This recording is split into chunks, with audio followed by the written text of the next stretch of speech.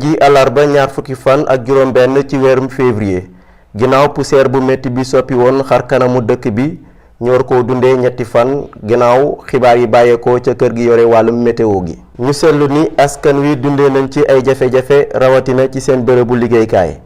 Moustapha Sarr commerçant prêt-à-porter la ñu fekk ci butikam muy fëgg ay yéreem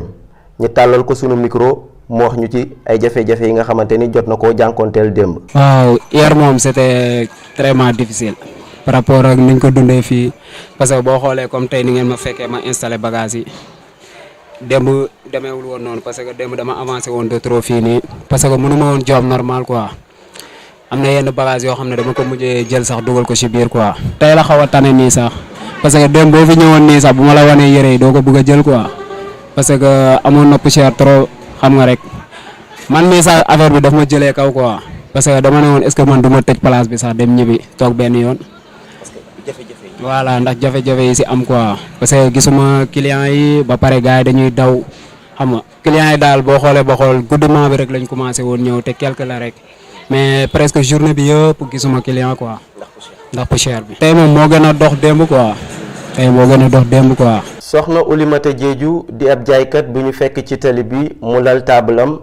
moom tamit wax nañu ay jafe-jafe yi mu jànkoonteel ak poussière bi. poussière bi de démb métti na torop surtout ñun ñuy jaay fii ci tali bi métti na torop si ñun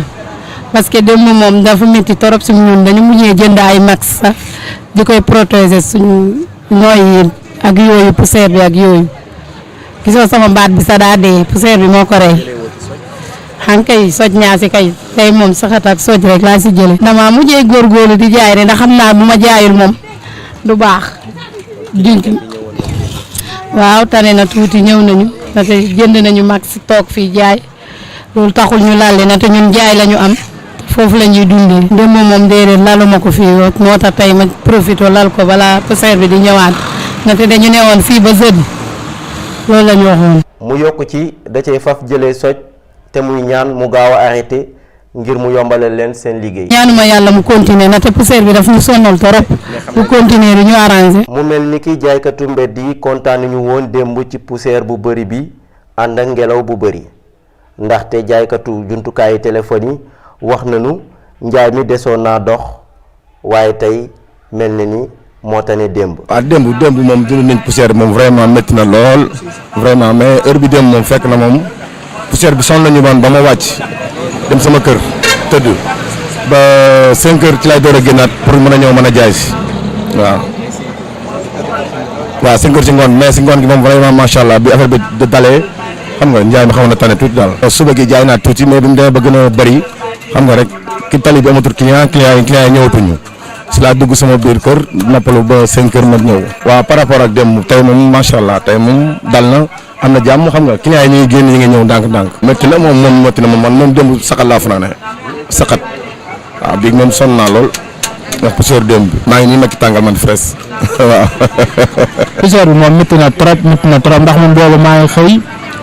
xëy ay 5 heures waaye bu ma xëyee yeewu rek laa xam ne tey moom climat bi changé na quoi bu ma demee ba ay 8 heures yooyu 9 heures damaa mujj dem sama gaale dem gaare ji quoi ndax poussière bi sax doo gis nit et puis poussière bi santé bi baaxul ci ñun daal ma xool ko ndax démb jënd naa masque def naa lu ne mooy loolu quoi noonu laa ko dundee damaa mujj dem gaare sama oto ba ngoon maa bi ma jóg gontu dem liggéeyi quoi waaw affaire bi moom métti na trop moom poussière bi moom guddi gi sax boo ko xoolee moo xaw ma tane ba cëg gi quoi. waaw démb moom liggéey bi amoon nañ ci jafe-jafe bu bari sax doxul te et puis da ngay tourner di lakk sa gasoil doo gis nit ay benn nit ñoo génn xam nga mooy loolu ak sama gars yi mujj ñëpp kay dañoo wax démb dañoo dem gaare ci seen oto moom. man kalandoo laa yor quoi kalandoo waaw. démb moom ak tey moom changé na quoi waaw instant moom tey moom liggéey bi naaj moom liggéey nañ si jàmm. affaire moom tey la xaw a tane daal ka démb moom. sa santé moo gën loo mën di am moom moo ko gën quoi moom moo tax ma dem gaare ji benn instant moom mooy loolu. ñi seetlu poussière bu bëri bi ci dëkk bi démb indi na ay gàllankoor ci wàllum koom-koom ci ñu yëngu ci wàllum jënd ak jaay rawatina ci wàllum wér-gu-yaram. Boun Ibrahima Lopi Infoline TV.